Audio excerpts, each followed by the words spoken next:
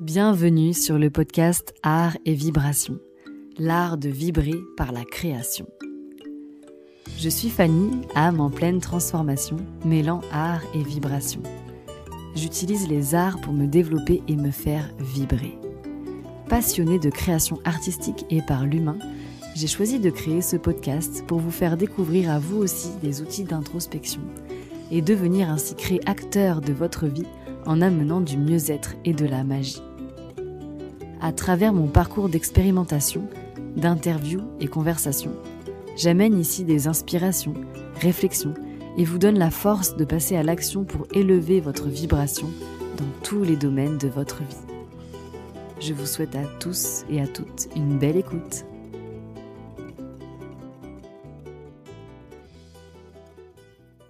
Bienvenue dans le podcast Art et Vibration, l'art de vibrer par la création. Aujourd'hui, je reçois l'incroyable comédien, coach et thérapeute Christophe Mazel. Nous nous sommes rencontrés en 2024 au salon d'art-mot-thérapie en Isère. Et son approche du mélange de l'outil Ennéagramme avec le théâtre m'a beaucoup interpellée. Ça m'a même touchée. Et donc on a discuté au moins 1 heure. Je me rappelle, j'étais en train de manger le midi à ton stand. Et puis j'ai du coup décidé de participer à un de tes stages qui est l'Enné Clown. Et nous voilà aujourd'hui à enregistrer un épisode de podcast qui parle de toi, de ton art de vivre, de ce qui t'a construit, ce qui t'a permis d'être qui tu es aujourd'hui et peut-être qui tu seras demain. Donc voilà, Christophe, je te laisse la parole, te présenter et nous faire vibrer. Yes. Salut Fanny, je suis très content d'être avec toi là, très content de te revoir. Donc moi, qui je suis à la base, je suis comédien, j'ai une formation de comédien. J'ai eu la chance, quand j'avais une trentaine d'années, de rencontrer un vrai comédien de théâtre, un maître, tu vois, style Gérard Depardieu, quelque chose comme ça. Quelqu'un qui, quand il est sur scène, ça joue à travers lui. J'ai vu ça, ça m'a rendu fou, je veux dire. J'ai été passionné par ce truc-là, et je suis devenu son élève sur Montpellier, et après je suis devenu son assistant, et puis après on a monté une grosse école de théâtre sur Montpellier. Tout ça pour dire que j'ai passé beaucoup de temps avec lui, parce que j'ai passé beaucoup de temps à côté de lui à sentir son énergie. Et j'étais fasciné de voir ça, en fait, de voir quelqu'un qui monte sur le plateau et qui peut être n'importe qui. Et il y a une anecdote, là, je te l'ai redit l'autre jour, là, qui est assez étonnante sur lui, c'est qu'à un moment, il avait un problème de dos, vraiment un gros problème. Il avait une hernie discale incroyable, et il marchait comme un vieillard, comme ça, là. Et je le suivais, je l'assistais toute la journée pour l'aider à faire ses tâches, Et quand il montait sur le plateau, il pouvait sauter, courir, il pouvait faire ce qu'il voulait. Et ça, c'était fascinant, C'était un truc dingue. Tu vois, il monte sur le plateau et d'un seul coup, il n'est plus lui, et d'un seul coup, il n'a plus ses problèmes. Il a plus oublié une partie de lui et pour être un autre... Ouais, mais je pense que les grands comédiens, c'est ça, en fait. C'est qu'ils sont plus lui. Et ça, j'ai trouvé ça fascinant. Et j'arrivais pas à comprendre ce truc-là. Je trouvais pas normal que sur des tréteaux ou sur des planches de théâtre, en fait, il pouvait y avoir cette loi où d'un seul coup, tu échappais à tes problématiques, à même tes problématiques physiques. Et puis après, dès que tu redescendais du plateau, tu rechopais ça. J'arrivais pas à accepter ça. Et lui, Pierre, il me disait, tu te trompes, Christophe. Il me dit, tu penses que le théâtre va te soigner, mais le théâtre ne te soigne pas. Il me dit, le théâtre, ça sert aux gens à raconter des histoires. Ils travaillent sur eux pour ouvrir les émotions, pour raconter des histoires, mais ça ne te soigne pas. Et moi, j'avais du mal avec ce truc-là. C'est comme si j'acceptais pas. J'acceptais pas que tu pouvais être un artiste épanoui et après redevenir une personne pathologique dans ta vie. J'avais du mal à ce truc-là. Et en même temps que j'ai fait mes études de théâtre, à un moment, il s'est passé un truc assez étonnant. C'est qu'il y a des filles qui étaient avec moi dans la classe et qui avaient fait des cours de kinésiologie, enfin qui avaient fait des séances de kinésiologie. Tu vois ce que c'est la kinésiologie ? Ouais, la kinésiologie, mais tu peux dire d'autres mots sur ce que c'est pour ceux qui ne connaissent pas. Ouais, c'est un truc, c'est une espèce de... C'est une thérapie où tu interroges le corps avec un test kinésiologique, c'est-à-dire qu'on met le bras, on dit à la personne de tendre le bras et puis on appuie sur l'avant-bras. Et si le bras tombe, c'est que c'est faible. Si le bras tombe pas, c'est que c'est fort. Ça fait comme un test oui/non, Et en faisant ça, on peut interroger ton corps. Qui a toutes les mémoires. Voilà. Et moi, à l'époque, je m'en foutais de tous ces trucs-là. C'était n'importe quoi pour moi, tout ça. Mais n'empêche qu'elles, quand elles étaient revenues de ces séances de kinésiologie, elles étaient devenues les meilleures actrices. Wow. Ouais. Ça les avait changés. Ouais, ça veut dire qu'il y a des tiroirs qu'elles arrivaient à ouvrir, qu'elles n'ouvraient pas avant, en fait. Elles avaient accès à des émotions qui étaient bloquées avant. Alors moi, j'ai vu ça, j'ai dit, bah, je vais essayer quand même. Parce que l'idée, c'était de devenir un bon comédien, quoi. Là. Et donc, je suis allé voir cette thérapeute, là, la kinésiologue, sans aucun a priori, et j'ai été surpris, quoi. C'est-à-dire que je m'attendais à rien, et j'étais surpris de complètement me laisser faire, de complètement m'ouvrir, et j'ai eu des réactions extraordinaires par rapport à ça. Des réactions du corps? Ouais. J'ai réagi hyper fort. T'as crié? Non, j'ai pas crié, mais j'ai eu des trucs. Je me suis rendu compte qu'à travers moi, il y avait la vie de mon grand-père, il y avait tous ces trucs-là, il y avait des blocages. Enfin, c'était fou. C'est comme si ça m'ouvrait un autre monde, un monde invisible. Ah oui. Le transgénérationnel, peut-être? Le transgénérationnel, les mémoires corporelles, tout ça. Le karmique. Ouais, tous ces trucs-là. En fait. Donc, au début, je connaissais rien. Et donc, je suis sorti de là, j'ai dit, c'est quoi ce truc de dingue? Et j'étais à Montpellier à l'époque, et j'ai essayé tous les trucs. Sur Montpellier, tous les trucs, j'ai essayé. Ouais. Je suis allé chez les bouddhistes, j'ai fait tous les trucs chamaniques, j'ai tout fait. Alors chez les bouddhistes, il y a eu un truc incroyable. J'arrive chez les bouddhistes, j'avais jamais fait de méditation de ma vie et tout ça. Ah non, c'est pas les bouddhistes. D'abord, en sortant de la kinésiologie, après j'ai fait du... comment ça s'appelle? Du zazen. Tu vois ce que c'est le zazen? Non. C'est un truc... Ça a l'air d'être zen. Ouais, mais c'est un truc chinois. Ça a l'air d'être zen. Tu vas voir, l'air d'être zen. C'est-à-dire, c'est une pratique chinoise où tu t'assois en tailleur et normalement ils te mettent devant un mur. Et puis devant le mur, quoi, tu regardes une tâche. Tu vois un défaut dans le mur, un grumeau dans le crépi ou une tâche, et ils te disent de te focaliser là-dessus. C'est comme si tu fixes un truc, de te focaliser. Okay. Et si tu fais ça, ou si n'importe qui fait ça, tu vas t'apercevoir qu'au bout de quelques secondes, en fait, tu as ton regard qui part, en fait. On n'arrive pas à se concentrer sur un point pendant une minute. C'est pas possible. Il y a les pensées qui arrivent et le regard, il part. Et eux, là, dans leur tradition, en fait, il y a un mec qui est derrière, il y en a qui sont assis devant le mur, et puis un mec qui est derrière avec un bâton. Et quand tu te détournes de ton point focus, tu te fais frapper avec le bâton. C'est un truc un peu hardcore. Ouais. Et donc ça t'oblige à rester focalisé là-dessus. Et là, il s'est passé un truc incroyable pour moi. C'est-à-dire que je me suis focalisé sur ce point, et mon regard partait, ou ma concentration partait, je repartais sur ce point. Et au bout de 10 minutes, je me suis mis à pleurer. Mais j'ai pleuré pendant demi-heure. Alors que moi, avant, je pleurais jamais, en fait. J'étais quelqu'un de joyeux, je pleurais jamais. Et au théâtre, c'était un problème, j'arrivais pas à pleurer, en fait. Ouais. Et là, je pleurais pour rien. Et j'y suis allé comme ça pendant 10 jours, tous les soirs, et tous les soirs, ça a fait ça. Je pleurais, sans aucune raison. Et puis tu verras après avec l'énéagramme, ça s'est libéré des choses. Et qui sortaient de je sais pas où. En fait, je pleurais parce que je regardais un mur, c'était complètement fou. Et après... comme ça, c'est trop bizarre. Non, je te jure. Et après, je suis allé, j'ai vu un panneau dans la rue, là, il y avait un truc sur les bouddhistes, alors j'ai dit, bah allez, vas-y, maintenant, après la kinésiologie, le zazen, je vais aller voir les bouddhistes. Et je suis allé chez les bouddhistes, là, et... je sais pas, c'était une femme qui faisait ça dans une salle comme ça, initiation au bouddhisme. Elle a dit, on va méditer un petit peu pour faire descendre l'esprit, je sais pas quoi. J'ai dit, ok, méditer, je sais, c'est comme chez les zazen, toi. Et elle dit, voilà, vous allez imaginer les gens que vous aimez, toi, 2-3 personnes que vous aimez, tu les imagines, et puis tu les mets sur ta droite, la droite du cerveau, comme ça tu les imagines, tu vois les visages. Et après elle dit, ok, vous imaginez 3 personnes que vous détestez, et puis vous le mettez sur le côté gauche. C'est bon, tu les as? Ouais. Ok. Maintenant, tu prends 3 personnes qui sont banales pour toi. C'est-à-dire que tu les détestes pas ou tu les aimes pas passionnément. Elles sont juste, c'est des personnes normales, comme ton voisin, tout comme ça. Et tu les mets devant. Donc, tu as ceux que tu aimes à droite, ceux que tu détestes à gauche, et puis les gens qui sont neutres devant. Et puis après, elle dit un truc, tu vois. Elle dit, vous prenez les gens de la droite, là, les 3 personnes que vous aimez passionnément, là, et puis vous les rajoutez au groupe devant. Elles deviennent neutres. Et puis vous prenez les personnes qui sont à gauche comme ça, et puis vous les rajoutez au groupe devant, et au moment où elle fait ça, il s'est passé un truc, je sais pas, mon cerveau il s'est fait avoir par ce tour de passe-passe, et j'ai eu une expérience mystique, quoi. Ah ouais? Ouais. Un truc de dingue.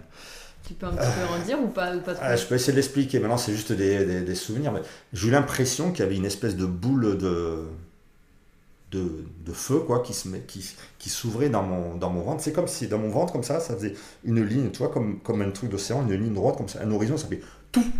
Et là, je passais dans une autre dimension. Je sentais une boule de feu qui grossissait dans mon ventre, et les jambes qui s'enfonçaient dans la terre. C'est-à-dire, des fois, on se dit, tu sais, au théâtre, on danse, enracinez-vous et tout ça, mais non, mais là, j'avais l'impression que les jambes, elles étaient sous le carrelage, tu vois. Et il y avait l'énergie qui montait, j'avais fait un dessin, je me rappelle, il y avait l'énergie qui montait comme ça montait à travers ma jambe droite, quoi, ça alimentait cette espèce de boule, et puis ça redescendait au niveau de la jambe gauche. C'était un truc de dingue, j'avais l'impression que j'allais cramer de l'intérieur. Et ça te faisait quoi émotionnellement? Est-ce que j'ai plus aucune émotion, sauf que j'avais l'impression d'être Dieu. C'est bizarre quand je te jure. J'avais l'impression que cet état-là, je le connais, c'est comme si c'était la bombe atomique. C'était trop bizarre, quoi. Ah ouais. Tu sais, alors, Ah ouais. après, dans la tradition, il y a des gens qui parlent de ça, tu sais, des gens qui font des méditations et qui font des combustions instantanées, qui brûlent de l'intérieur, ou un truc comme ça. C'était complètement dingue. J'avais l'impression d'avoir une puissance, c'était comme si j'étais une bombe atomique. Et ça a duré, tu vois, pendant 5 minutes, et à un moment, j'ai dit, je vais cramer, en fait. J'ai le cœur qui va lâcher, quoi. Et donc, j'ai rouvert les yeux à ce moment-là, et ce truc-là est parti. Et après, la femme, elle reparlait de sa méditation. Et là, c'était complètement dingue. C'était le truc le plus fort. C'était plus fort que n'importe quelle expérience sexuelle que j'avais fait. Tout ça, c'était un truc de barjo. Et il n'y avait aucune explication par rapport à ça. Et je m'en suis voulu parce que je me suis dit, putain, pourquoi j'ai ouvert les yeux, quoi. J'aurais dû y rester, quoi. Tu vois, c'était comme l'impression d'être, je sais pas, d'être revenu à la source. Complètement dingue. En imaginant les personnes que t'aimes pas, neutres en même temps. Je pense que ce qu'elle a fait, comme moi je suis quelqu'un de mental, elle a piégé mon mental, en fait. Quand tu es mental, il y a des gens que tu aimes, il y a des gens que tu n'aimes pas, il y a le bien, le mal, tu as des opinions sur tout le monde. Et en fait, je me suis fait avoir, j'ai mis tout au même niveau, et il y a un truc qui s'est passé. C'est tout, l'extérieur, l'intérieur. Je sais pas ce qui s'est passé, ça fait pouf. Eh ben, je sais pas si ceux qui nous écouteront, ça fera la même chose, mais non, là, dans la méditation. C'était juste une expérience, quoi. Ouais. Et alors, du coup, après, je suis allé voir la femme à la fin du truc, j'ai dit, c'est quoi ce truc-là? Et la femme me dit, c'est rien, en fait, c'est une expérience et ça n'a aucune importance. Maintenant, je serais d'accord, mais je lui ai dit, c'est pas possible. Donc, je lui ai expliqué ce que j'avais vécu, et bien sûr, elle l'avait pas vécu, ce truc-là. Et j'ai passé des années à essayer de comprendre ce truc. Oui. Pourquoi j'ai vécu ça, et qu'est-ce que ça veut dire. Et maintenant, je serais d'accord pour dire la même chose qu'elle, quoi. Ça n'a pas d'importance. Ouais, c'est juste une expérience. C'est juste qu'à un moment, mon cerveau, il s'est fait piéger par un exercice à la con, quoi. Et je suis passé dans une autre dimension. Ouais, c'est assez fou. Hein. Ouais. Et donc, ça, t'as essayé de le refaire j'y arrive pas. T'as déjà essayé quand même. Ouais, mais ça marche pas. C'est juste un truc, c'est comme ça, c'est la chance du débutant, quoi. Ouais, voilà. Mais bon, après j'ai essayé de me renseigner sur ces trucs-là. Il y a personne qui peut me répondre. Là, qui parle de Kundalini, de Merkaba. Bref, c'était une expérience. Ouais, c'était une expérience. Ouais. Donc en même temps que je faisais comédien, je faisais mes expériences de trucs comme ça. J'ai tout essayé, quoi. Et je vais te raconter un truc rigolo. J'ai fait des trucs dont je ne suis pas très fier. Toi, j'ai pris des plantes, tu vois. C'est pas un truc que je suis très fier et je conseille à personne de faire ça. Mais il y avait un truc qui était rigolo là-dedans, c'est que quand tu prends les plantes, tu as ton cerveau qui part dans des... C'est comme si ta conscience se modifiait et tu arrives à comprendre des trucs que tu comprends, enfin, où tu comprends des choses que tu vois pas dans un état normal. C'est un peu comme dans Avatar, tu vois, quand ils passent dans la forêt magique et d'un seul coup, il y a les fleurs qui changent de couleur, ils sont dans un truc, c'est une autre dimension, c'est pareil. Et ce truc-là, à un moment, quand l'effet de la potion diminue, à un moment, tu es dans un état entre deux. Tu es dans le monde réel, dans la réalité réelle, et puis dans une autre perception. Et moi, j'avais compris que plus je me détendais, et plus ça devenait fou, quoi. Plus tu acceptes de lâcher et de ne pas t'accrocher à ce que tu vois, plus ça devient complètement dingue, en fait. Et je sais que j'étais dans ce truc-là, j'étais dans un espèce de tipi indien, je sais pas quoi, là. Et j'étais en position de méditation, comme ça. Il y avait l'effet de la potion qui s'en allait. Et puis, à moi, je demande comme ça. Toi, je te dis ça parce que c'est un rapport avec la vibration. Toi, ça t'intéresse, les vibrations. Je dis, mais c'est quoi ce bordel, en fait? C'est comme si je parlais à Dieu ou un truc comme ça, et que je disais, mais c'est quoi? Pourquoi tu as fait un monde comme ça? C'est quoi ce truc-là? C'est quoi les guerres? C'est quoi ce bordel? Et je sentais la fréquence de ma voix partir comme ça, tu vois. C'est comme si j'ai dit, c'est quoi ce bordel? Et puis il y a ma voix comme ça qui partait, comme s'il y avait un écho qui partait comme ça dans l'espace, vers la lune ou un truc comme ça. Ça fait et puis je reste tranquille comme ça. Et puis après, je sens un espèce d'écho qui arrive vers derrière, comme une vague qui arrive derrière moi, tu vois. Le boomerang. C'est ça. Le gros truc, un gros truc comme ça fait et ça arrive derrière moi et ça fait, pourquoi? T'as autre chose à proposer? J'ai dit non, c'est très bien. C'est comme si c'était la conscience ou Dieu qui me disait, t'as autre chose à proposer. Eh bien aujourd'hui, tu vois, aujourd'hui je dirais oui. Aujourd'hui je dirais oui, j'ai autre chose à proposer, parce que je comprends comment marche un peu la vie, comment marchent les règles. Tu vois. Donc j'ai fait ces trucs de théâtre, et en même temps je faisais mes expériences de mon côté, quoi. J'ai beaucoup appris avec ce maître que je regardais, quoi. J'étais avec lui. En fait, je pense que j'ai appris à ses côtés, en fait. il y a ce qui est transmis par la voix, et puis aussi il y a ce qui est transmis par les fréquences invisibles, quoi.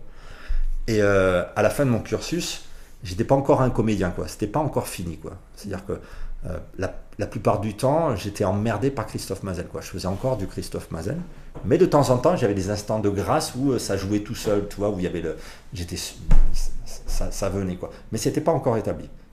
Tu vois, pas comme tu as fait le stage avec moi là. Oui. Maintenant, c'est libre, quoi. Ça se fait tout seul. Donc, je suis monté à Paris pour tenter ma chance en tant que comédien. Et j'ai pas percé dans le milieu. Et par hasard, j'ai rencontré des gens qui faisaient les baguettes. Tu sais, je travaille aussi avec des baguettes de sourcier pour chercher l'eau. Mais moi, je les mets au niveau du cœur. Et c'est comme si, avec les baguettes, ça amplifiait les vibrations que j'ai au niveau du cœur. Et peut-être qu'au niveau du cœur, on est relié. Et c'est comme si je pouvais me connecter avec le cœur de la personne. J'aime pas dire le mot âme parce que je trouve que c'est un peu galvaudé, tu vois. On pourrait dire l'être profond ou avec l'inconscient de la personne. Et quand j'ai vu ce truc-là fonctionner, ça m'a fait le même effet que le théâtre. C'est-à-dire que j'ai trouvé ça extraordinaire. Je dis, waouh, c'est quoi ce truc de dingue.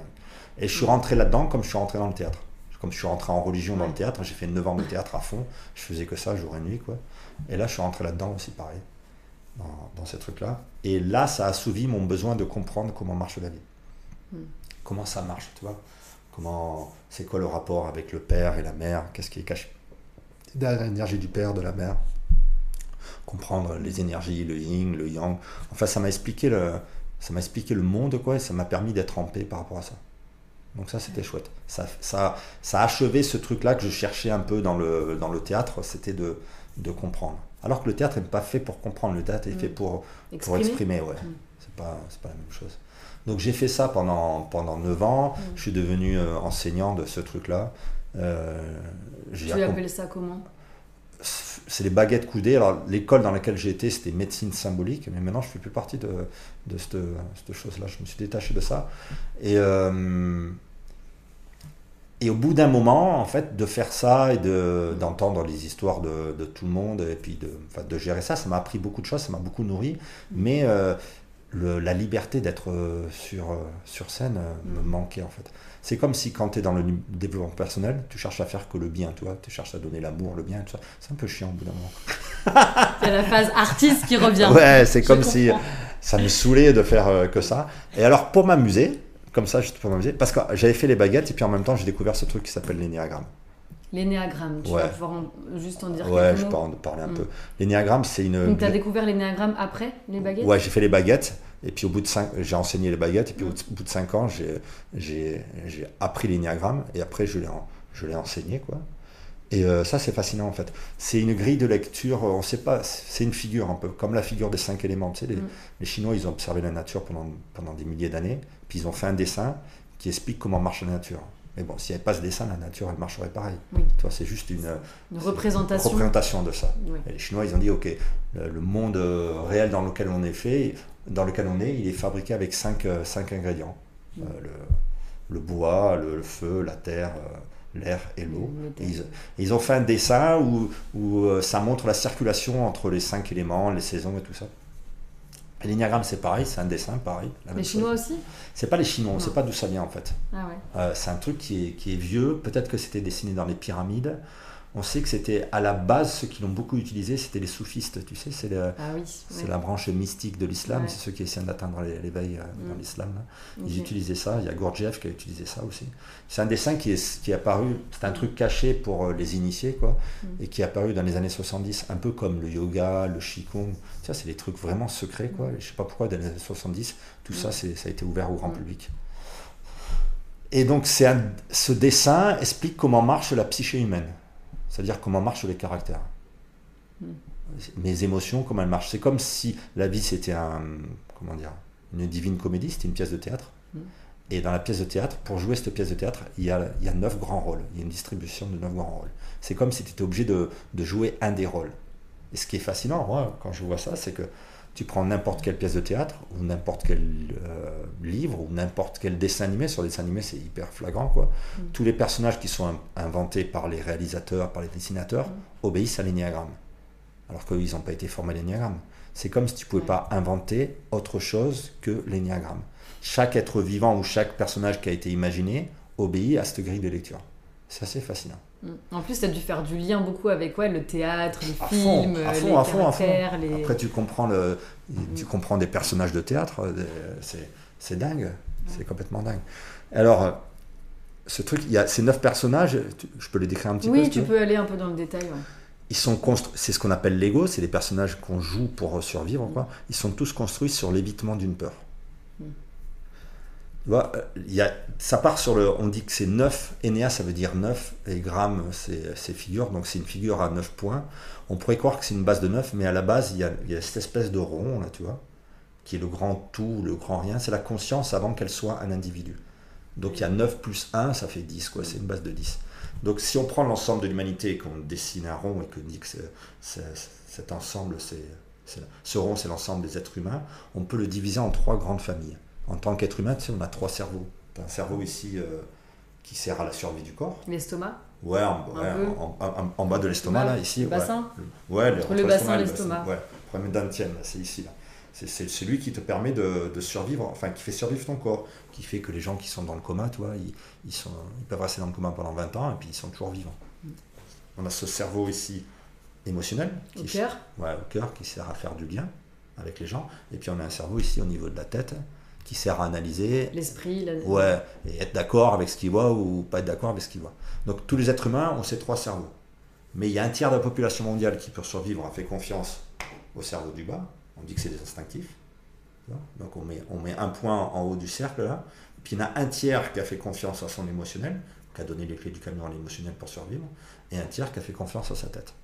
Donc tu vois, ça nous fait un rond, et à l'intérieur on met un triangle équilatéral. Ouais. Ça fait les 3 grandes familles. Et puis donc entre 2 points de triangle, ça fait des espèces de, je sais pas comment on appelle ça, un segment de rond, je n'arrive jamais à le définir, je sais pas comment ça s'appelle ça. Demi-cercle, un cercle, un arc, voilà. C'est ça. Cool. Je suis pas venu pour rien. Bon. À chaque fois je sais pas comment le dire. Il y a un arc de cercle, quoi. Cet arc de cercle, tu le redivises en 3, et ça fait 3 x 3, ça te fait 9 positions. Et donc parmi ceux qui survivent avec le corps, on dit que c'est les instinctifs. Ils traversent la vie de manière instinctive, ils sentent les choses, ils sont dans l'action, quoi. Eux, ils sont dirigés par une énergie qui s'appelle la colère. C'est la colère qui va construire ces 3 constructions. Et la colère, il y a 3 manières de l'exprimer. Soit tu la projettes vers l'extérieur, on dit que c'est une colère yang, c'est-à-dire tu gueules sur les autres, oh putain, elle fait chier et tout. Soit tu es en colère contre toi, c'est une colère yin, soit tu es en colère et tu sais pas que tu es en colère. Toi, c'est un peu comme l'électricité, tu trouves plus, moins, c'est neutre. Il y a toujours ces 3 trucs, quoi. Donc pour les 3 qui sont là-dedans, on dit que c'est le chiffre, celui qui exprime la colère extérieure, on dit que c'est le chiffre 8, c'est le dominant. C'est des gens qui écrasent les autres.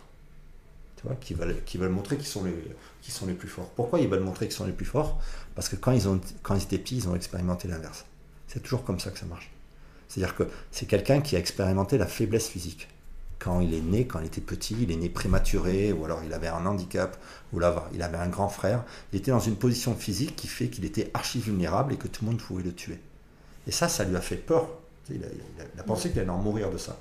Et un jour, par hasard, il a expérimenté de prendre le masque ou le costume de celui qui écrase les autres, et il s'est aperçu que quand c'était lui qui écrasait les autres, c'était plus lui qui était écrasé. C'est comme si en étant le dominant, ça lui a sauvé la vie. La prochaine fois la fois suivante où il a rencontré une position où il était en faiblesse, par réflexe, il a repris ça, et d'un seul coup, il s'est identifié à ça. Et après, ça fait un Donald Trump, tu vois. C'est quelqu'un qui est capable d'écraser le monde entier pour pas montrer qu'il est faible.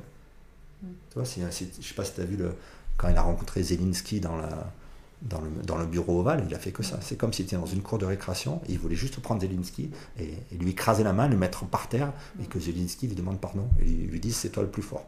Ouais. Ok. Et moi j'aime. Et donc tu as les 9 positions comme ça qui correspondent à ces 9 personnages. Je vais peut-être pas. Ouais, voilà, ça fait beaucoup je vais pas de faire détails. tout le tour. Ouais, mais ça fait beaucoup. tu as le dominant, le 8 tu as le dominant, qui est un faible, qui est devenu dominant. Le 9 c'est le médiateur, c'est celui qui est zen parce qu'il a peur du conflit.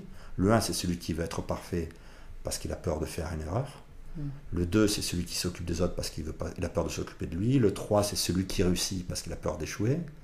Le 4, c'est celui qui est original parce qu'il a peur d'être banal. Le 5, c'est celui qui veut tout savoir parce qu'il pense qu'il ne sait rien, qu'il est un con. Le 6, c'est celui qui est loyal parce qu'il a peur de la trahison. Et le 7, c'est celui qui est joyeux parce qu'il a peur de la tristesse. Alors, moi, comment j'ai vu ça? Alors, je l'ai expliqué je l'ai enseigné de manière traditionnelle, et donc je reviens un peu à ce que je disais tout à l'heure. Au bout de 9 ans d'avoir fait des baguettes et des l'énéagramme, je me faisais un peu chier, pour dire ça poliment, quoi. Et donc j'ai voulu reprendre le théâtre pour m'amuser, en fait, juste pour faire sortir les chevaux, pour pas être juste quelqu'un qui est gentil, et puis faire sortir la puissance. Ça me faisait marrer, quoi. Il y a un plaisir fou pour les comédiens et les comédiennes de jouer les mauvais personnages, en fait. Il y a un truc de dingue, c'est un truc génial. Tout le monde veut jouer ça, quoi. Et donc j'ai redonné des petits stages de théâtre, et je suis passé par la chose la plus simple, c'est le clown, tu vois. C'est ce que tu avais fait avec moi. C'est-à-dire, il n'y a pas besoin d'apprendre de texte, tu pars juste avec ce qu'est la personne. Et si tu mets la personne sur le plateau, et puis tu lui mets cette espèce de nez où elle croit qu'elle se cache, et en fait, au lieu de se cacher, elle se dévoile complètement, quoi. Et je me suis aperçu que c'était exactement ce qui était écrit dans l'énéagramme. C'est-à-dire que les énergies qui ressortaient sur le plateau étaient les énergies qui étaient décrites par ce truc de l'énéagramme. Sauf que l'énéagramme, c'est de manière intellectuelle, et c'est pour comprendre une construction qui est inconsciente. Personne ne se reconnaît presque. Enfin, il y a je sais pas, 70% des gens qui se plantent. Mais quand tu mets quelqu'un que tu sais y faire sur un plateau, là, ça se trompe pas, quoi. L'énergie, tu l'as vu, hein, quand tu as fait le stage, ça sort direct. Donc là, ça m'a fasciné. Et moi, ce que je me suis aperçu aussi pour moi, c'est que après, avec le fait d'avoir fait 9 ans à essayer d'être comédien, tu sais, 9 ans à essayer de gérer les problèmes psy des gens, et puis à gérer des gens qui pètent les plombs dans les stages, quand je suis revenu au théâtre, en faisant le clown, j'étais devenu un comédien. C'est-à-dire que c'est la vie qui t'a formé avec tout ce que tu as vécu, tout ce que tu as conscientisé, expérimenté. Je ne sais pas si c'est conscientisé, mais c'est un travail de fond. Il y a un truc, il y a une espèce de mayonnaise qui s'est fait en moi, qui fait que ça s'est fait. C'est-à-dire que je me suis aperçu de manière très très bizarre que d'un seul coup, ça jouait tout seul. C'est-à-dire que je n'étais plus en train de défendre Christophe, je n'avais plus rien à foutre de Christophe sur le plateau, je m'en foutais complètement. Et ça jouait tout seul, en fait. Si tu avais pris un recul, en fait, peut-être sur je sais pas si Christophe Ouais, je sais pas, ou un espèce de relâchement total, quoi. Relâchement total. Et je me suis aperçu d'un truc, c'est que je commençais à avoir des positions physiques qui étaient les mêmes positions physiques que mon maître de théâtre. Et là, je te dis, c'est pas un peu fou. Alors quoi, c'est du mimétisme ou c'est une façon de... Alors, ce que je dirais, moi, c'est que, il s'appelle Pierre, hein, celui qui m'a enseigné, quoi. J'ai toujours voulu comprendre comment Pierre, il faisait pour jouer. Et je me suis aperçu à ce moment-là que Pierre, il jouait pas. C'est-à-dire... Il était habité ? Oui, il y a quelque chose qui jouait à travers Pierre. Il y a une énergie qui jouait à travers Pierre. En fait, tu faisais de la place pour faire descendre cette énergie et pour la canaliser, peut-être. C'est-à-dire que je me suis aperçu que l'énergie qui joue à travers Pierre, c'est l'énergie qui joue à travers moi. C'était le même truc. C'était la même chose. C'est complètement dingue. Ah oui.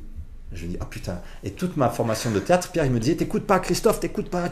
Je lui disais, comment ça, j'écoute pas, j'étais concentré comme un dingue. Je transpirais tellement j'ai dû te concentrer. Et si tu m'avais demandé ce jour-là, qu'est-ce que j'ai compris que j'écoutais pas, en fait. C'est fou. Parce qu'écouter, c'est faire ce que fait ce micro. C'est écouter. C'est juste écouter. Ne pas avoir d'avis sur ce que tu écoutes, juste écouter. Sans juger, être neutre ou écouter et regarder comme une caméra. Et en fait, quand ça se fait, tu n'as plus à défendre ton personnage, et d'un seul coup, tu peux devenir les autres personnages. C'est comme si tu perdais ce truc-là. Alors, je me suis aperçu d'un autre truc aussi qui est étonnant, c'est que je me suis aperçu que j'étais pas en colère. Je pouvais exprimer la colère, mais j'étais pas en colère. C'est comme si la colère, la joie, la tristesse, enfin toutes les énergies, en fait, c'est des énergies qui étaient présentes tout le temps, en fait. C'est comme s'ils étaient tout le temps là. C'est pas les personnes qui sont en colère. C'est les personnes qui, à un moment, se mettent dans une position, dans une fréquence ou une vibration, où la colère passe à travers eux. C'est assez fascinant. Ouais. C'est comme si toutes ces énergies, dans l'invisible, elles existaient, tout le temps là, elles sont tout le temps là, mais il faut cliquer dessus, il faut se mettre pour l'activer, en fait. Et quand en tant que comédien, quand tu as compris ça, il suffit de te mettre sur le truc et l'énergie, elle passe à travers toi. Et tu es le premier surpris par ce qui se passe. Tu es comme une radio émotionnelle. Tu es une radio, mais pas émotionnelle et physique aussi. Oui, physique. Ouais. Et là, donc avec le truc de la radio, par rapport à l'énéagramme, cette espèce de truc-là, je me suis aperçu d'un truc, je me dis, ah purée, c'est comme les radios.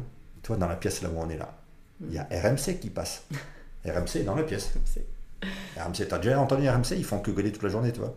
RMC, c'est les grandes gueules, ils gueulent toute la journée. Moscato, ça gueule toute la journée. Mais ça passe. Oui. On allume RMC, t'es sûr qu'ils gueulent. Ouais. Ils sont tout le temps en train de gueuler. T'as aussi la radio du 9, là, c'est nous en Savoie, là, il y a une radio qui s'appelle Radio Espérance. Toute la journée, ils font des prières, tu sais, Notre Père qui es aux cieux, et en boucle comme ça. Ils prient pour que l'harmonie revienne sur terre. Et bien cette radio-là, elle nous traverse.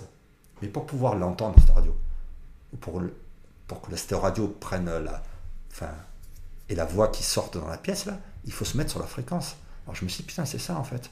Quand l'énéagramme, c'est que, en fait, au début, on peut être toutes les fréquences, un peu comme un bébé. Tu vois, t'as un petit garçon comme moi, là. Et moi, le Hugo, là, et donc, il a 3 ans et demi.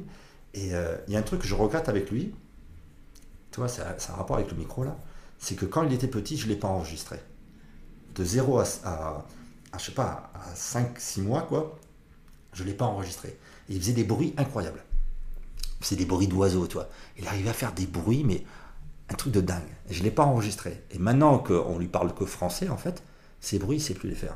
C'est comme si quand tu nais, tu as le spectre complet qui est ouvert, et puis tu écoutes tes parents, ils parlent français ou ils parlent russe et espagnol, et pouf, le spectre, il se rétrécit. Mais pour l'énéagramme, je pense que c'est pareil. Pour nos personnages, je pense qu'au début, on peut tout exprimer, et qu'à un moment, pouf, on se réduit. Et donc, notre corps se met sur une fréquence. Et si notre corps se met sur la fréquence de RMC, quand on parle, on fait du RMC, on gueule. Et si on se met sur la fréquence de Chéri FM, toi, l'aîné type 2, c'est celui qui donne de l'amour, eh ben, tu donnes de l'amour, et tu parles comme ça, avec le cœur et tout, là. C'est dingue de voir ça. Ouais. Donc tu essaies de retrouver ce spectre en étant comédien. Oui, tu n'essaies pas de le retrouver. C'est comme si... Tu joues avec. Alors, ce qu'il faut, c'est accepter ta position de base. En fait, il faut accepter qu'au début, moi, par exemple, je fais du rire et chanson. Tu vois, je suis une type 7, je fais du rire et chanson. Mais l'énéagramme explique qu'il y a trois possibilités. C'est-à-dire, quand je vais normal... Le 7, c'est celui qui est joyeux pour cacher la tristesse. C'est-à-dire, quand il était petit... Il a senti que dans ce monde, tu vois, il y avait une radio qui s'appelait radio triste, quoi. Il a senti une fréquence comme une note de musique, une espèce de tristesse qui ne vient pas de lui, pas de sa vie, mais que c'est le monde. Le monde est triste, tu vois. Il y a des enfants qui se font tuer, il y a des trucs qui ne sont pas joyeux dans le monde. Le 7 a senti cette fréquence, il a cru qu'il allait en mourir. Tu vois, et il s'est dit, putain, pour pas crever là-dedans, quoi, je vais créer une fréquence qui est l'inverse de ça. Donc il a été dans le rire et chanson. Il fait des blagues et puis il chante des petites chansons. Toi, c'est le film de Bellini, La vie est belle. Ouais, La vie est belle. Ah, tu vois. Il part avec son fils dans un camp de concentration. C'est un très beau film. C'est un très beau film, mais c'est un film pathologique. Ouais. Parce que c'est quand même un camp de concentration. Oui. Mais il sauve son fils en lui faisant croire tout le film que c'est un parc d'attraction. Et en faisant un faux jeu. C'est ce que fait le 7. Donc, en position. C'est comme si mon corps s'est mis sur une fréquence et je pouvais exprimer au quotidien du rire et chanson. C'est un truc qui me permet de vivre, mais c'est pas un truc qui va me permettre de m'épanouir à 100%. C'est comme si j'étais obligé de faire que du rire et chanson. Tu vois, et dès que la vie devient trop contraignante ou trop difficile, je suis obligé de changer de projet. Tu vois, je peux pas aller au bout des choses, je suis un enfant tard, moi j'ai eu des enfants. Je suis devenu papa à 50 ans. C'est à cause de ce truc-là. Mais l'énéagramme explique, là c'est intéressant, et puis c'est intéressant en tant que comédien aussi, que quand je vais mal, quand le 7 va mal, il change de fréquence. C'est comme les anciens postes radio, tu sais, où il y avait des boutons, tu vois, les trucs là. Ouais, je vois. Au millième de seconde, donc tu es sur du rire et chanson, donc tu vois, c'est joyeux, sympathique, on fait une petite blague et tout ça. Et d'un seul coup, tu appuies sur le bouton et tu passes sur France Info. Et ça change complètement. Et au niveau de la fréquence, ça change complètement. C'est-à-dire, c'est comme si mon corps changeait de fréquence. Et il y a 3 choses qui changent en même temps. La manière de parler, l'intonation, le corps. Vu que le corps sur la fréquence de Rire et Chanson n'est pas le corps sur la fréquence de France Info. Sur Rire et Chanson, tu vois, on est archi détendu, tu vois. Je prends tout l'espace, je suis un peu comme un singe, quoi, je m'étale, quoi. Quand je suis sur France Info, boum, ça se rigidifie et le regard change. Je me suis aperçu de ça, en fait. Quand on change de de fréquence, ça fait changer ces trois points. Et donc, moi, quand je vais mal, c'est-à-dire le 7 quand il va mal, quand le fait de faire du rire et chanson n'arrive plus à cacher cette fréquence de tristesse et qu'il va retomber dans la tristesse et en mourir, pour pas qu'il en meure, l'énéagramme explique que il change de fréquence et d'un seul coup, il exprime du France Info. Et le France Info, c'est celui qui va être parfait. Et donc, tu passes de quelqu'un de très ouvert d'esprit à quelqu'un de très critique. C'est comme ça et pas autrement. Et je vois le défaut des gens, et je gueule, et je m'engueule avec tout le monde. Et ça me permet de ne pas mourir de tristesse. Ça, c'est la théorie de l'énéagramme. Et dans l'énéagramme, dans la théorie, c'est comme si l'évolution, c'était d'aller dans le 5, d'exprimer la fréquence du 5, c'est de passer dans un mental calme, qui observe et qui comprend. Mais je ne peux pas le faire, ça. Et moi, j'ai découvert un truc, c'est que, ça, c'est parce que j'ai mon background de comédien, tu vois, que quand je passais du rire et chanson au France Info, comme quand j'étais manipulé par ma part sombre, on pourrait dire, mon démon, quoi, qui me fait péter les plombs et critiquer tout le monde, je disais toujours la même chose.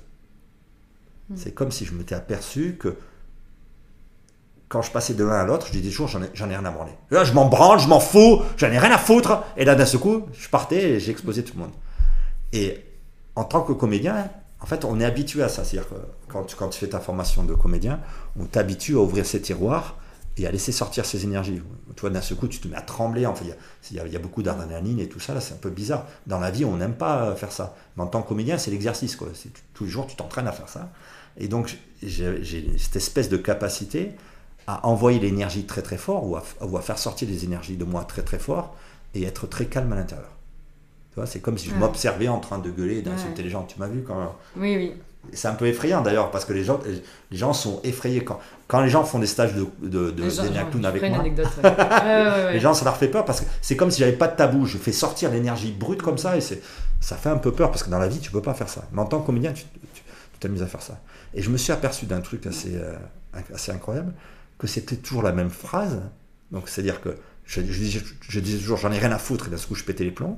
Et un jour j'ai entendu cette phrase. Par quelqu'un d'autre? Non, par moi. Ah, tu t'es entendu? Ouais, je me suis entendu me dire à moi-même j'en ai rien à foutre. Alors, il faut que je m'énerve un peu pour que ça marche. Tu vas voir. C'est un truc chamanique, hein. C'est étonnant, c'est vibratoire en fait. En fait, j'étais énervé sur je sais pas qui, et puis je dis putain, j'en ai rien à foutre de tes trucs, je m'en branle. Et tu vois, là, je suis dans cette énergie, je suis dans le 1, tu vois, c'est rigide comme ça, et je me suis entendu dire, Christophe a dit à Christophe, j'en ai rien à foutre. C'est comme si je me suis dit à moi-même, je m'en branle. C'est comme si je m'étais dit à moi-même, c'est un détail. Et en un millième de seconde, tu vois, je suis passé de la colère absolue à la tristesse abyssale. C'est comme si mon démon, toute ma vie, avait dit j'en ai rien à foutre. Et moi, je le prenais sur le niveau vibratoire de base, quoi. Premier degré. Et d'un seul coup, j'envoyais chez tout le monde et je me fâchais avec tout le monde, ce qui me sauvait la vie, parce que je n'aurais pas de tristesse. Mais cette même phrase, je peux l'entendre dans un niveau plus profond. C'est comme si je disais à Christophe, en fait, tu t'en fous, c'est un détail. Et à ce moment-là, la colère disparaît. Je ne peux plus aller m'énerver et je rencontre l'énergie ou la fréquence ou la note de musique qui est cachée au fond de moi, qui est la tristesse. Et quand je suis dans cet état de tristesse, je vais directement vers mon évolution. C'est-à-dire mon oreille s'ouvre et je comprends comment marche le monde.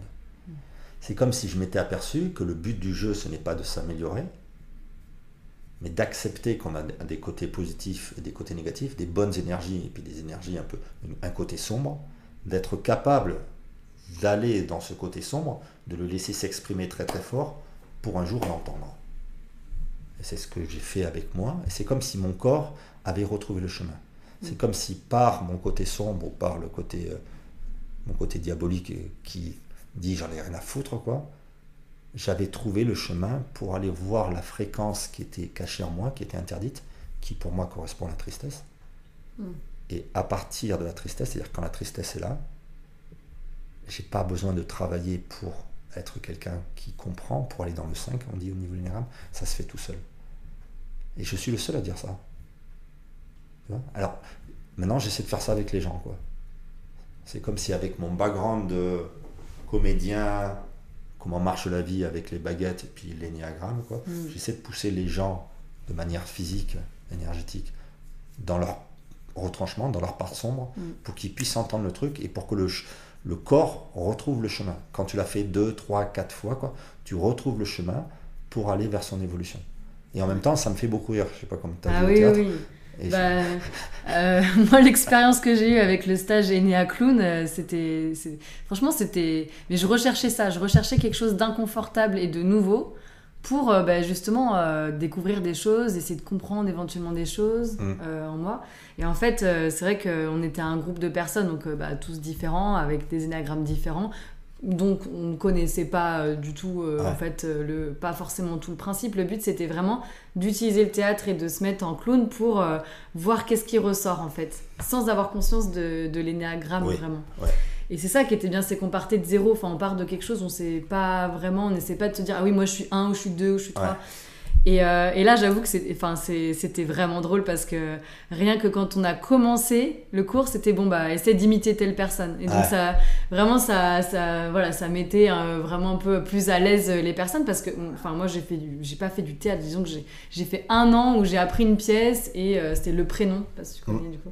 Et j'ai joué un personnage, mais c'était pas du tout de l'impro, c'était pas du tout dans le. Enfin, voilà, j'étais très en surface. Et du coup, c'est hyper inconfortable parce que déjà, on n'a pas forcément l'habitude. Et en plus de ça, t'es là derrière nous à nous pousser dans nos retranchements. C'est comme un coach qui nous dit « Ouais, vas-y !» Et en fait, des fois, on part de pas grand-chose, mais on dit des mots. Et en fait, ça va créer une énergie, ça va créer un sentiment, une émotion. Et là, en fait, Christophe, il est là pour amplifier le truc et pour que ça nous pète à la figure, en fait. Et que ça fasse peut-être, je sais pas, exploser ou en tout cas ouvrir quelque chose et libérer, parce que des fois ça fait pleurer. En fait, ça nous met dans la colère, ou ça peut nous mettre dans la peur, ou ça peut nous mettre dans des émotions qui sont pas confortables, vraiment. Dans la tristesse aussi. Et en fait, on est seul sur une chaise avec un petit nez clown, quoi. Et comme tu dis, tu l'as très bien dit tout à l'heure, on a l'impression qu'on est caché par ce nez. Et en fait, c'est là où on se dévoile le plus. En pensant en plus qu'on n'est pas nous. Enfin, du coup, c'est fou. Je pense que le cerveau, il est ailleurs, quoi. C'est-à-dire que plus tu vas t'éloigner de toi, plus tu vas prendre un personnage où tu vas t'éloigner de toi, plus ça va se rapprocher de toi, en fait. C'est-à-dire qu'en s'éloignant de toi, tu vas laisser... contre-intuitif. Tu vas laisser les protections partir, quoi, et tu vas parler, et le personnage, en fait, tu vas parler à travers le personnage. Mais ce qui est merveilleux, c'est que quand tu parles à travers le personnage, tu es complètement protégé. Oui. C'est-à-dire qu'au théâtre, des fois, tu t'aperçois que quand tu joues, tu parles de toi. Mais comme c'est pas toi, comme tu es un mécanicien, un pompier ou je sais pas quoi, tu risques absolument rien. Donc, tu as juste le plaisir de faire sortir ces mots, ces émotions, sachant que tu risques rien. Et alors, à contrario, si sur le plateau, tu n'arrives pas à te débarrasser de toi, quoi, là, t'en chies. Et là, c'est une souffrance. C'est dur.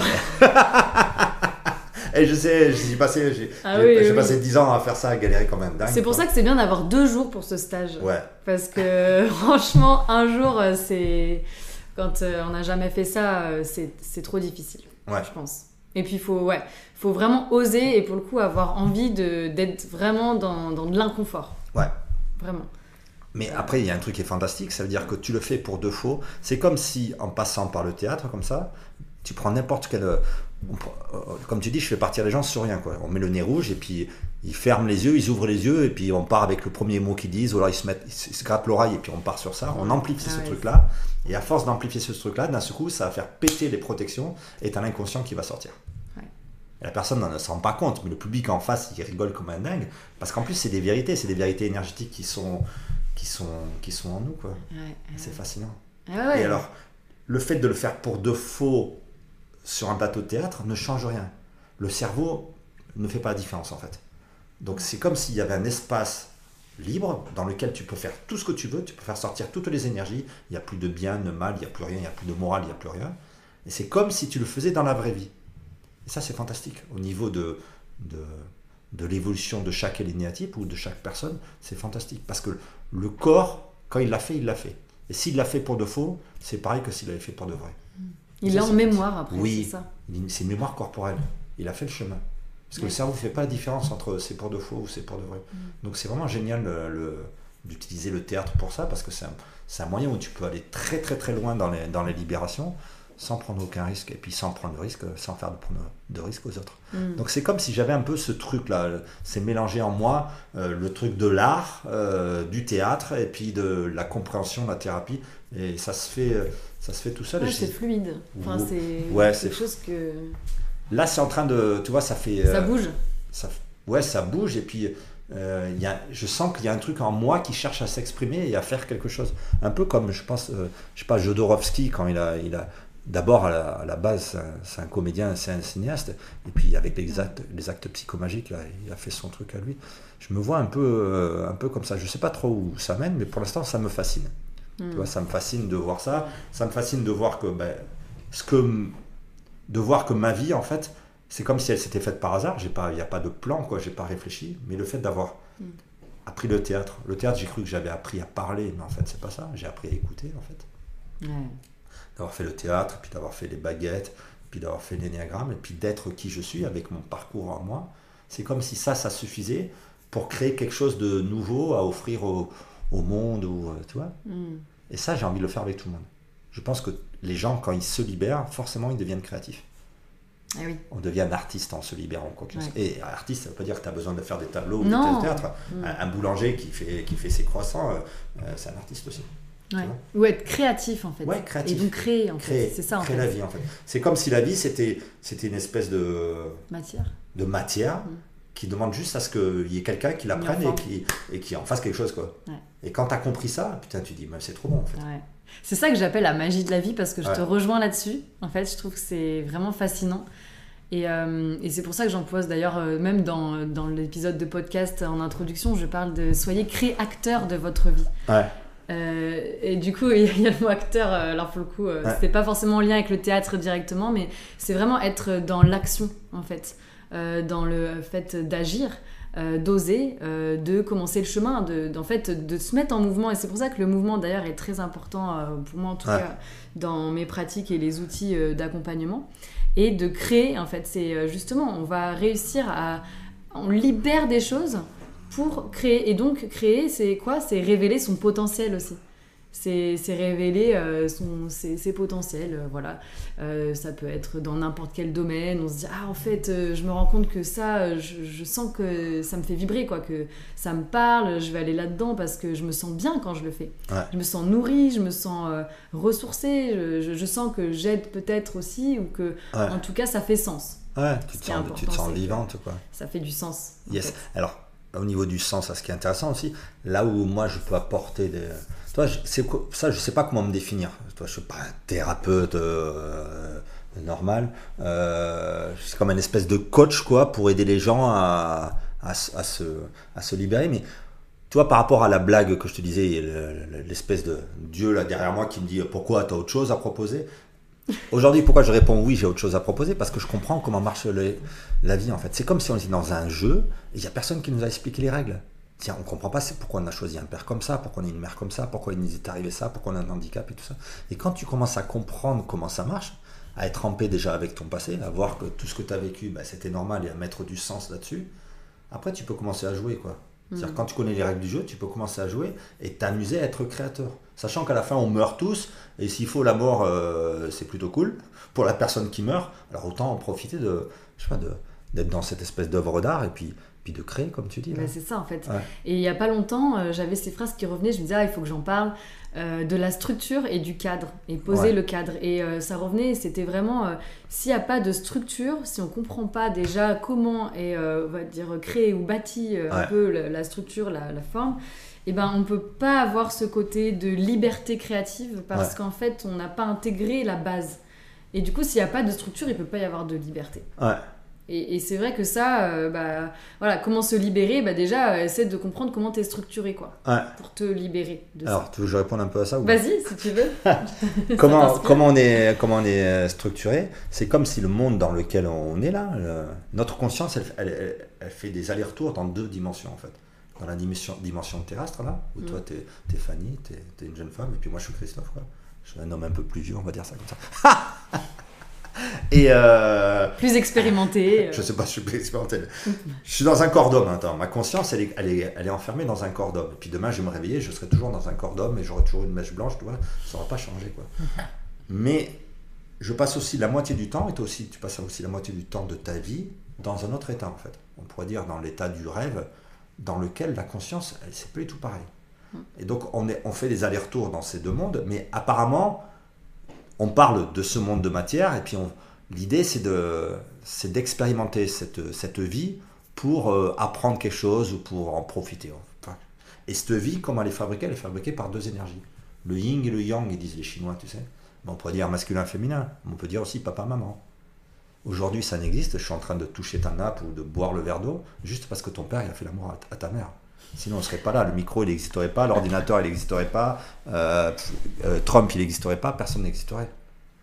C'est comme si, en fait, on arrive dans ce monde qui est créé par deux énergies. Le père, la mère. Et si on regarde l'énéagramme, et comment marchent les gens avec l'expérience que j'ai, tu te dis, le monde c'est tout sauf imbécile, quoi. C'est pas n'importe quoi. Il y a une espèce de logique derrière tout ça, quoi. Et donc si le monde c'est pas n'importe quoi, c'est qu'on est bien venu ici pour faire quelque chose. Et tu sais, il y a des gens qui disent on est venu ici pour ouvrir la conscience, pour grandir en conscience, pour s'éveiller, tous ces trucs-là, quoi. Je dirais on est venu ici pour comprendre quelque chose, quoi. Pour comprendre un truc. Et ça, on pourrait dire que c'est le karma, toi. Tu es venu ici pour comprendre un truc. Et par exemple, si tu veux comprendre que l'eau, ça a de la valeur, il faut que tu te démerdes. C'est-à-dire qu'il faut comprendre qu'on est la personne, on est le personnage, on est Christophe, quoi. Puis toi, t'es Fanny. Et puis t'es autre chose aussi. C'est comme si on était autre chose, un être plus profond, ou on pourrait appeler ça la conscience. Et que cet être profond, il veut utiliser le corps de Christophe, et puis l'émotionnel de Christophe, le mental de Christophe, pour faire une expérience terrestre, quoi, pour comprendre quelque chose. Donc si je suis venu pour comprendre que l'eau ça a de la valeur, si je venais en forêt amazonienne, je ne vais rien comprendre, quoi. Pour moi, c'est l'eau. Par contre, si je venais en plein désert, et que toute ma vie je cherche l'eau, et qu'un jour je trouve, de mon expérience de vie, je trouve une goutte d'eau, pour moi cette goutte d'eau elle aura de la valeur. Alors c'est comme si la vie c'était un paradoxe. En fait, donc on crée des handicaps pour comprendre quelque chose. Ouais. Donc on choisit un père, on choisit une mère, on choisit plein de trucs, on choisit un énéatype pour comprendre quelque chose. Et une fois qu'on a compris ce truc, enfin qu'on va dans le sens de répondre à ce truc, c'est comme si on était libre, on a fait nos devoirs, quoi. Et après la vie elle nous dit bon maintenant vas-y, va t'amuser, va créer si tu veux. Ouais. Va mettre des puits ailleurs. Oui voilà c'est ça, fais ce que tu veux. Et comprendre aussi, il y a un truc qui est assez rigolo là-dessus, c'est que cette question à laquelle on doit répondre, ou cette réponse qu'on doit se donner, et puis donner aussi aux autres, c'est pas quelque chose de personnel. Et ça, c'est ça qui m'avait le plus traumatisé, on va dire, la première fois que j'ai fait la kinésio, c'est de m'apercevoir que je vivais pas juste la vie de Christophe, en fait. C'était bizarre, ça. C'est comme s'il y avait il y avait mon grand-père en moi, quoi. Et puis le père de mon grand-père les aussi. Les liens, en fait. La lignée, en fait. C'est comme s'il y avait des ancêtres, tu vois. Moi, je suis un homme, et puis j'ai les caractéristiques et puis les capacités d'un homme, tu vois. Je peux féconder, on pourrait dire, une femme pour qu'elle fasse un enfant. Et toi, tu es une femme, tu peux donner la vie, tu peux faire des choses comme ça. Cette chose-là t'a été offerte par ta mère, qui l'a reçu, ce cadeau du féminin, qu'il a reçu de sa mère et tout ça, jusqu'à la première femme, Ève. Et puis moi, j'ai reçu tout ça de mon père, du père de mon père et tout ça, jusqu'au premier homme, Adam. Et c'est comme une branche, tu vois, il y a une espèce de sève qui est venue à travers moi pour me donner cette énergie que j'ai transmise moi aussi à mes deux fils. Mais en contrepartie, c'est comme s'il y avait des trucs qui n'avaient pas... dans la vie de mes ancêtres, il y a des choses qui n'ont pas été OK au niveau de la vie. Toi, ça a créé un peu des trucs... tu vois, par exemple, s'il y a un ancêtre qui a dit les riches, c'est tous des cons, ça, c'est pas un truc qui est OK avec la vie. Et donc, c'est comme s'il avait créé quelque chose... C'est un peu jugé, quoi. Ouais, mais c'est comme s'il avait créé quelque chose qui était contre l'harmonie de la vie. Enfin, ça coince, quoi. Et la vie, elle veut pas ça. Et elle veut qu'il y ait quelqu'un qui défasse ce nœud, quoi.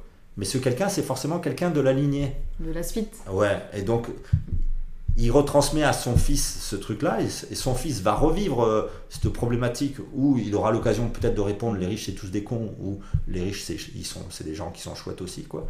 Jusqu'à ce qu'il y en a un qui réponde à ça. Donc, c'est comme si notre vie était d'abord une vie collective, en fait. Il faut comprendre qu'on vient d'un collectif, et que ce collectif a envie qu'on fasse quelque chose, qu'on réponde à une question pour que la branche, elle se soigne, quoi. C'est comme si tu vois, il y a eu un joueur de pipeau, et puis tout ça, c'est pour un jour qu'il y a un Mozart qui apparaisse, quoi. Donc c'est bien de comprendre ça, de comprendre d'où on est. Toi, au théâtre, il y avait un truc qui était rigolo. Moi, je voulais jouer... le truc qui est rigolo aussi avec le clown, c'est de voir que les gens Mais toi, tu dois l'avoir avec la voix aussi. C'est que, par exemple, là, on est en train de m'enregistrer, et moi, quand je vais m'écouter, c'est OK. Parce que je sais, en fait. Je me suis déjà écouté, je me suis déjà vu. Mais 90% des personnes, quand ils s'écoutent, ils trouvent ça affreux, quoi. Ils disent, c'est pas moi. Tu les prends en photo, ils disent, ah, c'est affreux, c'est pas moi. Mais non, c'est toi, c'est pas la voisine. C'est comme si on avait une idée de nous, on s'imagine les choses, on s'imagine, mais on sait pas qui on est. Et pour ça, le théâtre, c'est révélateur. Et moi, quand j'ai commencé, je voulais jouer les nobles, tu sais, je voulais jouer les princes et tout ça, je voulais jouer ces rôles, et c'était rien du tout. On m'a fait jouer que des rôles de paysans. J'ai joué que des rôles de paysans dans ma formation de théâtre, et je faisais pleurer les gens sur ça, tu sais, quand les paysans ils disent ce qu'ils ont à dire et tout ça. Et quand je suis allé à Paris pour tenter ma chance, là, j'habitais dans le 11e arrondissement, là, et puis juste en dessous de chez moi, là, il y avait la fille de Claude Zidi. Tu sais, Claude Zidi, c'est celui qui a fait tous les films rigolos avec Coluche, Banzai et tout ça. Okay. Donc c'est un réalisateur. Et sa fille, elle était directrice de casting, quoi. Et elle avait révélé à l'époque Tahar Rahim. Tu vois qui c'est, Tahar Rahim? C'est un jeune comédien, celui qui a joué dans Le Prophète. Ah, ok. Qui a joué aussi ça repasse en ce moment, j'ai vu là hier que ça passait sur TF1 ou un truc comme ça, un truc qui s'appelle Le Serpent. Tu vois pas cette série qui était passée sur Netflix? Bon, c'est l'un des plus grands talents du cinéma français qui est venu de nulle part. C'est un jeune maghrébin qui est venu de nulle part, et celle qui l'avait révélé, ce jeune homme. Et donc, comme elle l'avait révélé, elle avait eu l'opportunité d'ouvrir une école de cinéma juste en bas de chez moi. Moi j'étais au 6e étage, j'étais en bas de chez moi, et on m'avait dit, Christophe, faut que tu la rencontres, cette dame. Et donc, je suis allé la voir. Et tu vois, c'est un peu comme toutes les écoles de théâtre. Si tu veux, c'est payant pour tout le monde. Et puis, pour les 2-3 qui sont bons, eux, c'est gratuit. Et moi, je voulais que ce soit gratuit pour moi, tu vois. Et donc, j'y vais là-bas, et je me présente, et puis j'avais préparé un texte. Et puis, je monte sur scène comme ça, et elle ne me connaissait absolument pas, cette femme, quoi. Je monte sur le plateau, et puis elle me dit... Et puis, je commence mon truc, là, et puis au bout de, je sais pas, 15 secondes, elle m'arrête, elle me dit, Christophe, vous faites quoi, là? Je lui dis, je fais le CID. Elle me dit, pourquoi vous faites le CID? Vous êtes un paysan, faites un paysan. En 1 seconde, elle m'avait repéré. C'est comme si, à travers moi, il y avait l'énergie ou la fréquence des paysans. Et quand je ne veux pas accepter ça, en fait, je me bats. Si j'accepte ça, tu vois, que je suis un paysan, ou que je suis un plouc, que je suis un terreux, que j'accepte ça, et que je dise oui à ça, je l'exprime, ce truc-là, et après, je pourrais exprimer autre chose. Mais d'abord, il faut accepter qui tu es. Ben, tu le vois au théâtre, là, quand tu as fait le clown avec moi, si tu arrives sur le plateau que tu trembles, il faut accepter que tu trembles, quoi. Si tu veux lutter contre ce qui est, en fait, contre les énergies, t'avances pas. Ah, t'es mort. Ben, t'avances pas et t'es mort. Sur un plateau, t'es mort. Depardieu, il disait qu'un jour, il s'était endormi sur une pièce de théâtre, tu sais. Lui, il est vraiment relax, quoi. Et je sais pas, il avait une réplique, et puis il avait trop picolé, ou un truc comme ça. Il s'est endormi, mais vraiment, il ronflait et tout. Et c'était à lui de parler. Il y a tous les comédiens qui attendaient, et toute la salle attendait, Et à un moment, il a ouvert les yeux, il a vu que tout le monde était affolé autour de lui. Ses partenaires, ils le regardaient avec des yeux affolés. Et lui, au lieu de lutter contre ce qui était là, contre cette énergie qui était là, il l'a accepté, toi. Il a respiré un grand coup, et puis il a commencé à parler doucement, comme s'il se réveillait. Ça a fini en standing ovation. Wow. C'est-à-dire qu'il ne faut pas lutter avec ce qui est, quoi. Avec ce que tu es. Toi, je suis arrivé ici, j'étais fracassé, quoi. J'ai dit, c'est bon, tu vois, je vais être calme. Alors que mentalement, tu dis, non, attends, il faut que j'ai la patate, il faut que je parle à Fanny, puis il faut faire un truc intéressant et tout ça. Tu luttes contre ce qui est, contre la fréquence qui est là. Une fois que tu acceptes la fréquence qui est là, et que tu la laisses faire, après, tu vas pouvoir devenir autre chose. Mais ça, c'est un truc qui s'apprend, et qui s'apprend avec la détente. C'est une espèce de... C'est un travail qui se fait tout seul. Et ça, ce truc-là me fascine. Ouais, c'est vrai que c'est fascinant. Mais je le vois dans des accompagnements, en fait, où t'acceptes, il y a des personnes, elles n'ont pas l'habitude d'utiliser tel ou tel outil dans la création. C'est pour ça que j'utilise aussi des outils différents, parce que je trouve intéressant de voir que la danse, ça va plus parler, ou que ce soit le chant, ou la peinture, ou autre chose. Et en fait, c'est accepter que peut-être on n'y arrive pas. Et que, en fait, on ose quand même, et on passe cette étape de « Ok, je me mets dans le bain ».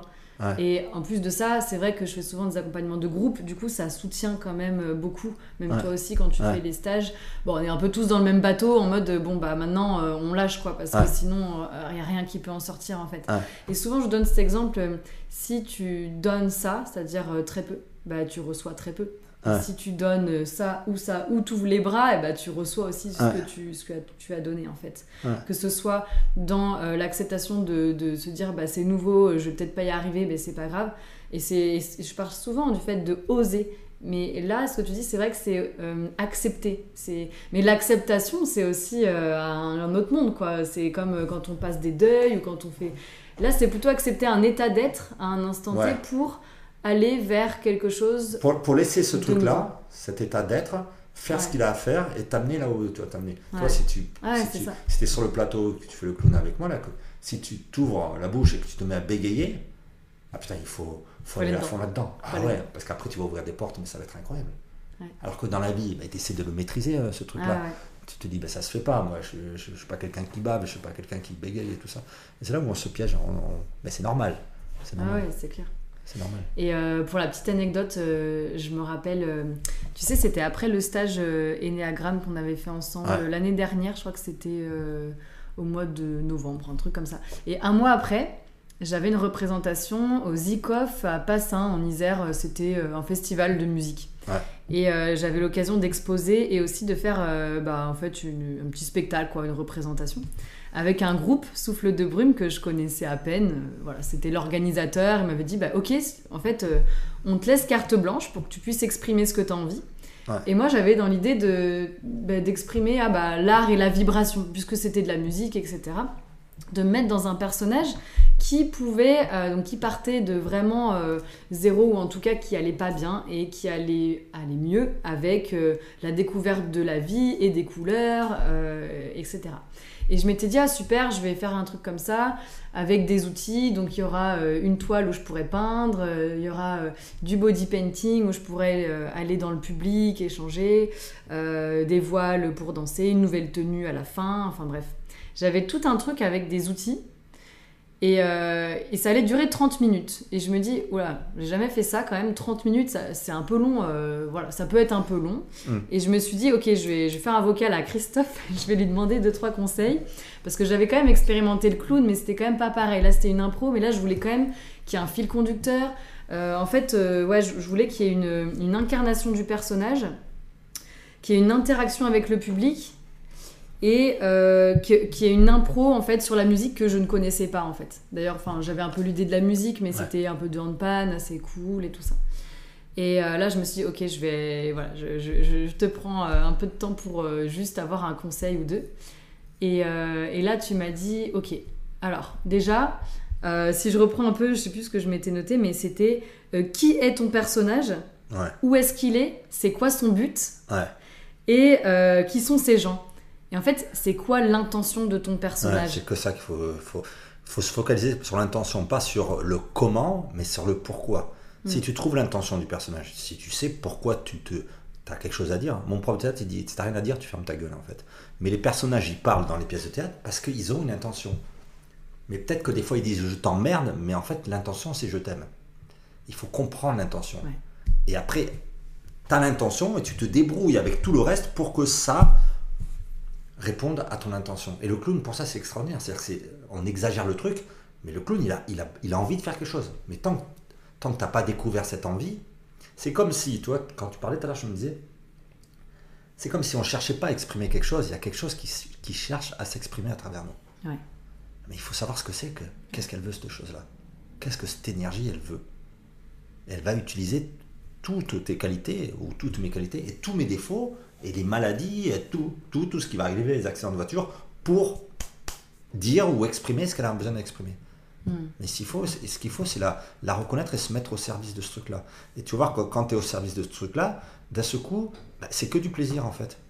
C'est du plaisir d'être en colère, c'est du plaisir de bégayer, mais ça demande vachement de temps pour s'y habituer. Mais c'est ça que je te disais. Donc, en tant que actrice ou danseuse, de performeuse, quoi, il faut que tu saches qu'est-ce que tu fais sur scène, pourquoi tu es sur scène, et pourquoi, et d'abord qui tu es, et qui tu es, et c'est qui ces gens à qui tu parles en fait, qui tu es, à qui tu parles, où tu es, et qu'est-ce que tu veux, et une fois que tu as ça, après tu te laisses faire. Et après c'est là que c'est intéressant d'ouvrir tous les blocages pour te laisser faire, et que toi tu seras la première spectatrice de ce qui va se passer. Et ça t'avait aidé alors? Et oui, ça m'avait aidé du coup, parce que, en fait, pour expliquer un petit peu, moi j'étais vraiment dans le faire. J'avais les outils, je savais que j'avais 30 minutes, je fais bon, ok. Ouais. Du coup, je vais faire de la peinture pendant tant de temps, ça, tant de temps, tant de temps. Et je voulais sortir de ça en fait, je voulais sortir de ce cadre et vraiment aller dans l'être du personnage. Ouais. Et du coup, j'avais répondu à ces questions-là. Je m'étais vraiment posée, j'ai dit, bon, c'est quoi? Ok, c'est une femme, elle va pas bien, ok, qu'est-ce qui lui fait vibrer? C'est la musique en fait. Et dès que la musique se met à faire des sons un peu plus aigus ou graves, ça la met en mouvement en fait. Ouais. Et du coup, ça la porte et elle découvre des outils et voilà. Et elle a une interaction avec ces personnes. Et en fait, ça s'était fait assez naturellement. Et quand j'ai expérimenté ça, donc clairement, j'ai pas utilisé tous les outils que j'avais à dispo parce qu'en fait, je les ai... j'ai vécu ce que le personnage devait vivre, Ouais. et en totale inconscience du temps qui passait en fait, mais juste au ressenti et à ce qu'elle avait besoin d'exprimer. Et du coup, j'ai pas mis la dernière tenue, j'ai pas fait certaines choses, mais par contre, j'ai réussi je pense, à toucher des personnes, et c'était ça que l'intention du personnage. C'était d'amener une part d'âme en fait. Peut-être que je recherchais à faire exprimer une part d'âme en moi, peut-être, de la révéler pour que ça touche quelqu'un et qu'il y ait une compréhension ou qu'il y ait un échange, qu'il y ait un partage. Et voilà, et en fait pour moi ça a été en fait hyper thérapeutique d'avoir fait ça. Ouais. Parce que d'une part j'avais jamais fait ça, et en plus de ça je me suis autorisée à lâcher prise sur le faire et les outils et le temps. Et du coup, revenir à être canal, en fait, de quelque chose qui est plus grand que moi. Ouais. Et du coup, de me laisser traverser. Et c'est ce que t'expliquais un peu dans le théâtre. Ouais. C'est que là, t'as compris qu'en fait, tu pouvais être un récipient, presque. Tu vois, quelqu'un qui arrive à le grand plaisir. C'est pas tout le temps. Hein. Des fois, tu fais juste le boulot, c'est-à-dire tu lis le texte. Mais à des moments, t'as ce truc-là, en fait. Il y a des moments comme ça, ouais. Et quand tu as ce truc-là, t'es aligné sur tous les plans. C'est-à-dire que t'as conscience de la personne qui est derrière, t'es un peu comme un pilote de Formule 1, tu sais, il a 350 km/h et puis il est très calme, quoi. Et c'est comme si tu sortais de toi et tu as conscience de tout. Tu es le premier spectateur et l'acteur du truc. C'est un état un peu... Et en fait, un peu comme si tu avais confiance, c'est comme si tu avais la foi qui était là, ou qu'il y a quelque chose qui est un peu plus grand que toi, quand même, qui est là, et que tu sens que tu es quand même... t'es pas en danger, quoi, tu vois, t'es pas en danger. Une fois que t'es là-dedans, c'est-à-dire une fois que la machine est lancée, t'es en sécurité quand même. Ça se fait tout seul, en fait. Ouais. Et tu vas voir, par exemple, ce que tu disais au niveau du temps, normalement, t'es au niveau du temps, t'es impeccable aussi. Il y a tout qui s'aligne, en fait. C'est comme si t'étais... Mais c'est pas tout le temps, c'est des espèces d'états... Dans le film, comment il s'appelle ce film ? Soul. Tu l'as vu, le dessin animé Soul, là, non, mais de je vais Pixar. trop le voir. Ouais, Il parle de ça, tu vois. C'est des petites âmes qui s'incarnent sur Terre. Alors, c'est trop drôle parce qu'à un moment, il y a une usine. Elles sont sur un nuage, tu sais, avant de descendre sur Terre. Et puis, il y a une espèce d'usine. Elles rentrent dans une usine et puis elles ressortent et elles sont des caractères, en fait. Et donc, t'as 3 âmes, là, comme ça, c'est 3 boules, quoi, qui rentrent dans l'usine et puis elles ressortent par la porte de l'usine. Et l'autre, elle fait « Oh, trop bien, ce village, je vais être trop chiant, je vais être trop conne et tout. Je vais faire chier tout le monde, je suis trop contente. » Et ils expliquent ça, toi, c'est l'histoire d'un personnage qui veut devenir un grand artiste. Et à la fin, il y arrive, en fait. Il devient un pianiste et puis il touche cet instant de grâce. Et puis, eux, ils appellent ça, dans le dessin animé, ils appellent ça la zone, quoi. C'est comme si tu rentrais dans une espèce de dimension qui est à part, en fait. Mais ce qui est très troublant dans ce dessin animé, et puis c'est fascinant de voir que les dessins animés, c'est ce qu'on montre aux enfants. C'est comme si c'était des enfants qui étaient capables de comprendre ça. C'est un truc sur la vie, sur la mort et tout ça qui est très étonnant. Ouais. C'est le dessin animé qui explique que ces moments-là, ces moments de zone comme ça, sont juste un moment parmi tant d'autres, tu vois. Et qu'il y a certaines personnes qui rêvent absolument de rentrer là-dedans, alors que c'est juste un moment parmi tant d'autres. Après, le moment où tu es en train de faire ta vaisselle, te laver les dents et tout ça, ils sont aussi importants. C'est juste que c'est pas les mêmes sensations. Ouais. C'est un peu ce que me disait la bouddhiste quand elle m'a dit « Oh, on s'en fout de ce qui vous est arrivé. » Comment ça, on s'en fout de ce qui m'est arrivé? Vous êtes dingue ou quoi? Mais elle avait raison. Tu vois? Et donc, il y a ce truc-là. Ouais, c'est intéressant. Et t'avais dit une phrase aussi, peut-être pour aller vers la fin de notre échange, parce que c'est vrai que là, ça va faire 1 heure qu'on échange. Je l'ai notée, cette phrase, parce que je la trouvais super, et tu m'avais fini le vocal là, de retour par rapport à ma demande de conseil pour faire ce personnage. Tu m'avais dit, je vais la relire quand même, mais je l'ai en tête, les idées, c'est du mental, et l'objectif, c'est la vie. Ouais. Et l'intention. je trouvais ça super. En fait. Ouais. Toi, les idées, des fois, c'est des bonnes idées, des fois, c'est des idées à la con. Il faut accepter quand t'es enfin, même dans la vie, pas qu'artiste ou créateur, de faire le deuil de cette bonne idée. Puis avec le théâtre, ce qui est intéressant dans le théâtre, c'est que tu as cette espèce de retour qui est le public.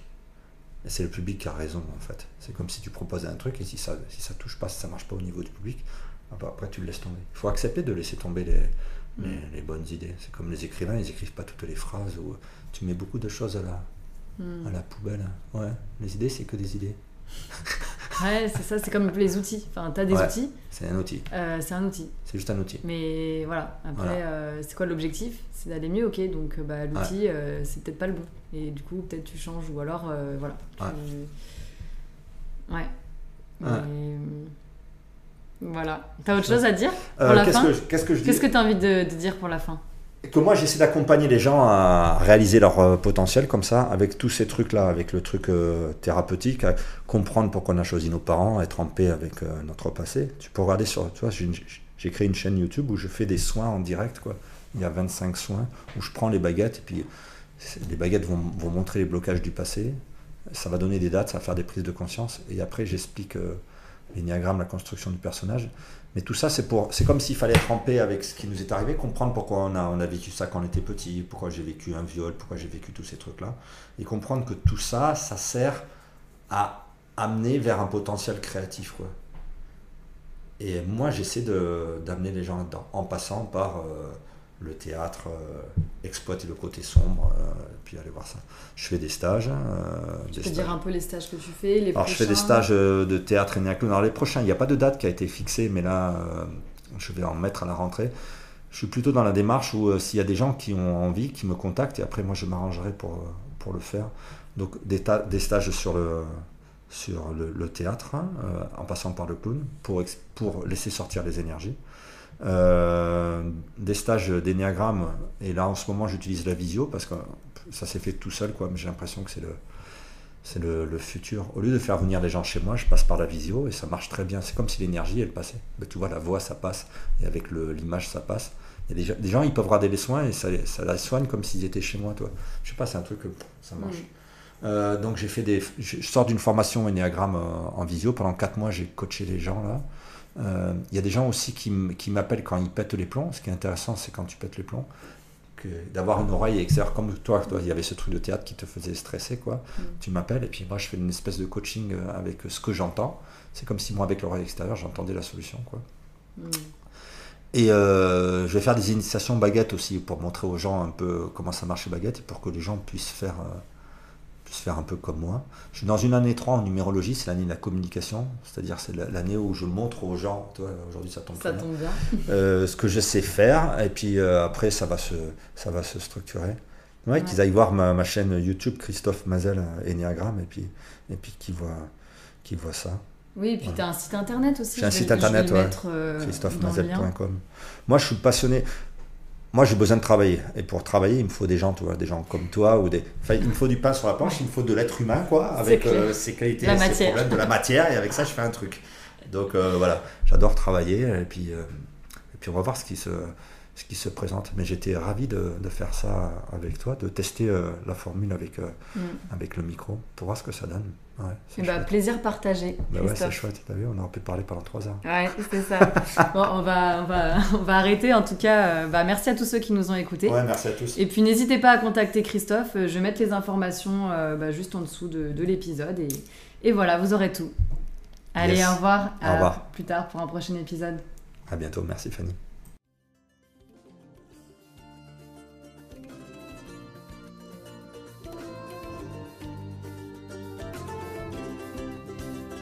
Merci pour votre écoute. Si cet épisode vous plaît et que vous pensez que le podcast Art et Vibration pourrait inspirer d'autres personnes, je vous invite à le partager et pour permettre une plus grande visibilité auditive, mettre une note et ou le commenter. Vous pouvez également faire une capture d'écran du podcast et le partager en story sur Instagram en mentionnant mon compte Fanny Vitamagie. Sur ce compte, vous pouvez suivre mes créations artistiques en entrant dans mon univers coloré multidimensionnel, mêlant art, nature et spiritualité dans une approche holistique et magique. Je me rends aussi disponible pour un accompagnement bienveillant permettant la reconnexion à votre authenticité grâce à l'art-thérapie et aux ateliers que je propose en groupe ou en individuel, en présentiel ou en visio. Si intéressé, contacte-moi via mon compte Instagram ou par mail fannyvitamagie